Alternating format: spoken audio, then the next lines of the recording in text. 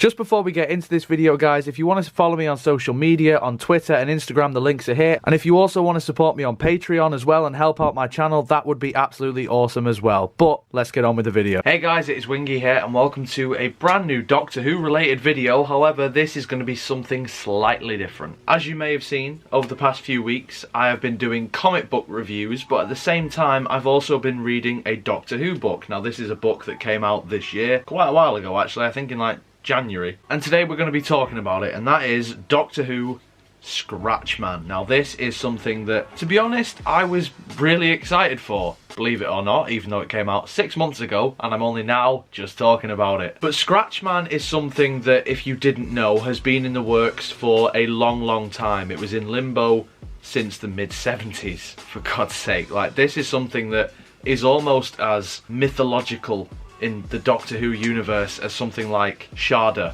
for example. Perhaps even more so, to be fair. Just a quick brief summary of Scratchman for those of you who don't know. Scratchman was a proposed Doctor Who film back in the 1970s that was written by Tom Baker and Ian Marter, obviously the fourth Doctor, and Harry Sullivan. For a variety of different reasons, the movie just never got made. It was probably way over budget for what they could have done at the time. Special effects probably couldn't have handled a script like this. By the time they would have got round to shooting it, Sarah Jane and Harry probably would have already left the TARDIS. And a whole host of factors basically just meant that it just got shelved and everybody kind of forgot about it. And then Tom started talking about it again. I remember there was a whole thing in Doctor Who magazine where he was talking about it, and ever since then I've been fascinated to hear about Scratchman, and it was always something that I wanted. And now, even though it's not in the TV show, even though it's not an animation, even though it's not even a Big Finish audio, we do have the actual book. Now, it says it is written by Tom Baker. However, I know that there is a co-writer on this, and I am assuming that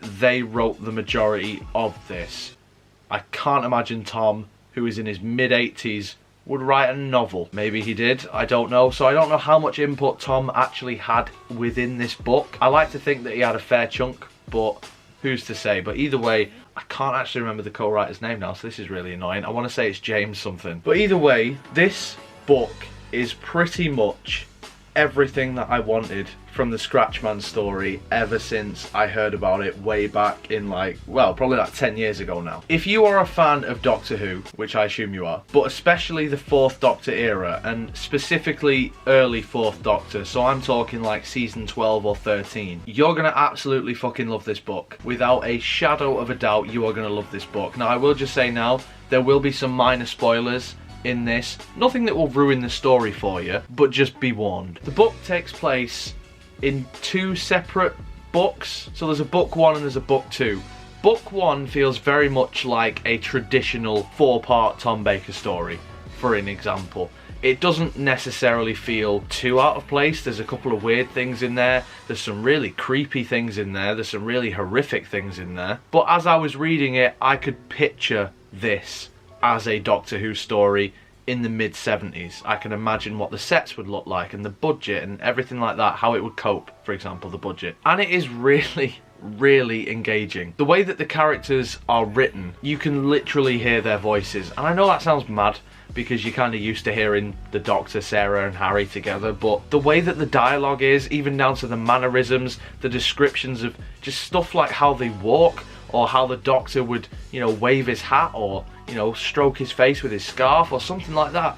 You get moments like that where you literally just picture those exact scenes in previous Doctor Who episodes. And that is probably the book's greatest strength, is the fact that the characterization of the three main characters is 100% bang on. Now, it's because of stuff like that that makes me wonder how much influence Tom actually had, because it is from the perspective of the fourth Doctor. It is him telling this story, and it literally feels that way. It literally feels as if Tom himself was just like, ah, well, yes, well, this is exactly what happened. The first book is really dark as well, and I really like that. It's probably too dark for a Doctor Who story at the time, because people like Mary Whitehouse would have bitched and moaned, but for me, and I think because it isn't on TV and you're not constrained by the budgets and whatnot, it works. It really works. The whole gothic horror element of the fourth Doctor's early adventures is very much present in this. Then you get to the second book,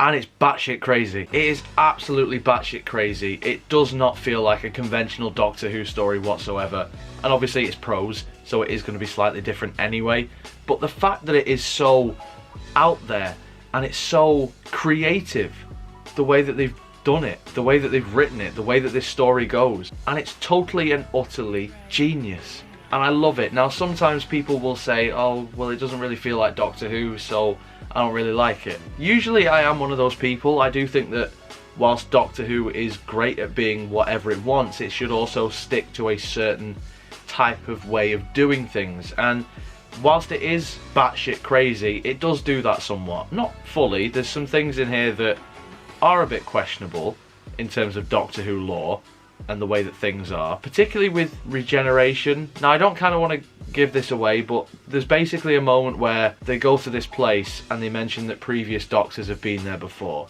and it just brings up questions to me about how regeneration actually works. Does it mean that an incarnation is its own separate being and then dies and goes to an afterlife, or is the Doctor the same person throughout and just changes his face? Like, it's really bizarre. That was kind of a bit of a spoiler. I do apologise, but trust me, that's one of the least batshit crazy moments in the second half of the book. You'll be fine. There's plenty of other stuff there. Scratchman himself as a villain is essentially the devil, and look, we've seen that in not just Doctor Who, we've seen that in a plethora of different media, the devil being the villain and people's different interpretations of the devil, and this just happens to be the fourth Doctor himself, Tom Baker's interpretation of the devil himself. But he's incredibly creepy. He's really well done, and he's one of those villains that I can imagine if he was in a TV show, he'd be like a Sutek, in the sense that he's a one-off villain that you don't really want to see again, but you can't help but like him, and you can sense how powerful a character like that is. That's really emphasised in this book, how in control Scratchman is in places, and how just not in control the Doctor is. In fact, it's quite a key element to the book. The main thing to take away from Scratchman is its ability to talk to the audience about fear, and there's things in this that feel very much like the modern series in terms of how the Doctor deals with things, because there's certain aspects of this book where if it was for, say, David Tennant, it makes total sense, but the classic era and the way that it did things is very different to how the new series does things. So it was nice and refreshing to get something that we're kind of used to now, but applied to Doctors that never really had that treatment. You see the fourth Doctor exploring his fears, and that's something that you never really saw in the show. So that is something that I really do appreciate, and it was, for me as well, somebody who loves the fourth Doctor as much as I do, it was great to see something different from him. I do have two complaints about the book though. The first one is that every now and again we cut back to the Doctor sort of on trial, talking to the Time Lords, telling this story. It really kind of took me out of the book in a few places. Sometimes it was perfectly fine and I was like, oh cool, right, okay, we're back here, let's see what's, you know, going on. What do the Time Lords think of this? But other times I was just like, what you've told me in this section here is exactly the same that you said in the last one. All it boils down to is, Doctor, be careful of what you're saying. And he's just like, ah, but you haven't heard the rest of my story yet. And it's kind of just like, do we need these 2 pages that essentially boil down to that you've already said like 2 chapters ago? Like, what difference does it make? And it can take you out of the book, especially when there are cliffhangers, which there are. Obviously all you have to do is just turn a page, but there's some brilliant cliffhangers and you immediately want to see how it's resolved, but instead we're back with the Time Lords, and whilst it's a nice thing and I do appreciate it in some places, in others it is a bit of an irritant. The second thing is, and this also kind of plays into what I was just saying then about the Time Lord section, the pacing sometimes can be a bit off. Sometimes there's some really long drawn out scenes that I imagine if it was in the show would have been about a 5-second moment of just somebody opening a door, for example, or just walking down a corridor or something like that. Not specifically those things, but it's those type of things, you know, like mundane things that really kind of feel dragged out in places. It's not a very common thing, but it is there. So I just wanted to mention that. Overall though, I think this is a fantastic book. I really, really do. I'm not somebody who reads all that much in terms of actual books. I know I've been doing comic book reviews and whatnot, but like with this type of thing, I don't tend to read that often. I wasn't ever a massive reader, and the only reason why I bought this is because I was already interested in not only Doctor Who, of course, but in the story of Scratchman and what it was actually going to be. And because this is probably the only thing that we are going to get that is somewhat related to this, I can't see them making it in the TV show. They might do an animation, they might do a big finish, I don't know. But as far as I'm aware, this is the only thing, and I love it. It's not perfect, it does have its issues, but at the same time, it is something that is perfect if you are a fan of the Fourth Doctor. It's not exclusive Fourth Doctor fan material, but it just helps if you are, I suppose, because everything about the Fourth Doctor's era, if you love all of that stuff, it's right here. If you don't, there's new things there that might encourage you, but like I say, it does feel very much like a Fourth Doctor story. It very much has that vibe. There's also some pretty cool cameos as well, ones that I was surprisingly okay with. So I would give Scratchman a 9 out of 10. It's one of those that I really enjoyed it. It was cliche, I know, but it was a real page turner. I just couldn't wait to see what was going to happen next. In the comments below though, guys, let me know what you think. Have you read Scratchman? If you have, let me know what you thought of it. And I might make this again, sort of like with the comic book reviews, I might make Doctor Who books or just any sort of like book to review. I might do that as well. So if you've got any suggestions of Doctor Who novels, I definitely want to get into some more of the Virgin Adventures, or maybe even some of the Target novelizations, but I'm thinking more like original stories, so probably the Virgin Adventures. Any suggestions for them? Let me know in the comments below also. And also let me know if you want that as well. If you enjoyed this video, make sure you leave a like on it, subscribe for more. Social media and Patreon links are in the description below, so if you would follow me on any of those things, I would absolutely love you forever. But till next time, guys, you take care of yourselves. Goodbye.